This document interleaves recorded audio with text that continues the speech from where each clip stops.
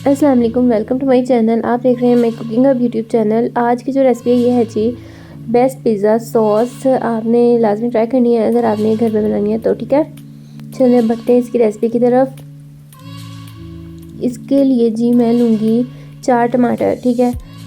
1 tablespoon मैं लूँगी कुटी हुई लाल मिर्च, आधा चम्मच मैं लूँगी नमक, 1 चम्मच मैं लूँगी लहसुन पेस्ट, 3 टेबलस्पून मैं लूँगी ऑयल, 1 टेबलस्पून मैं लूँगी केचप, हाफ़ टी स्पून मैं लूँगी ऑरिगेनो और हाफ़ टी स्पून मैं लूँगी थाइम, ठीक है।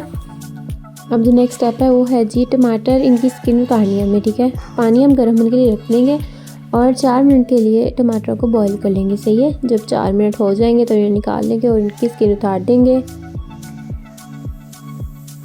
ठीक है। और अब हम ऐसे करेंगे कि इन्हें ब्लेंडर में डालकर ब्लेंड कर लेंगे अच्छी तरह से, सही है। पेस्ट बना लेना है हमने इनका। ये ब्लेंडर में मैंने डाल दिया है। अब मैं लूँगी एक पतीला, उसमें मैंने डाल दिया ऑयल, लहसुन पेस्ट डाल दिया है और अब हमने करना है कि जब इसकी खुशबू होने लगेगी ना लहसुन की, तब हमने इसमें डाल देना है टमाटो पेस्ट और इसे पकाना है हमने 1 से 2 मिनट इसे पकाना है मीडियम टू लो फ्लेम पर। फिर हम नेक्स्ट स्टेप करेंगे इंशाल्लाह। ये देख सकते हैं आप। अब मैं इसमें डाल दूँगी नमक हाफ़ टी स्पून और इसके बाद मैं डाल दूँगी कुटी हुई लाल मिर्च 1 टेबलस्पून, ठीक है। केचप मैंने इसमें डाल दिया है 1 टेबलस्पून और इसमें चला जाएगा ऑरिगेनो एंड देन थाइम, ठीक है। थाइम हम लेंगे हाफ़ टी स्पून थाइम लेंगे हम, वो भी इसमें डाल देंगे। ले जी डाल दिया है।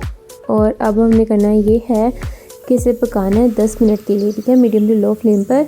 और ये जब पक जाएगा तो ये निशानी होगी कि ये थोड़ा सा थिक हो जाएगा और ये पतीला छोड़ना शुरू कर देगा, सही है। 10 मिनट तक ये पक जाता है अच्छी तरह से, सही है।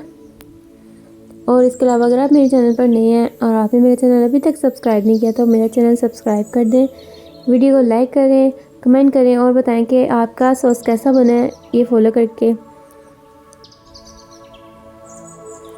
ये देख सकते हैं हम इसके साइड से भी उतारते जाएंगे ये सॉस।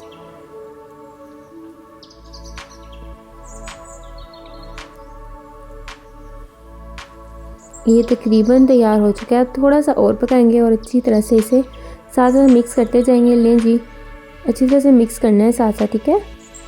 ये देखिए तैयार हो चुका है। अब मैं इसे एक बर्तन में डाल दूँगी और हम इसे यूज़ करेंगे, सही है।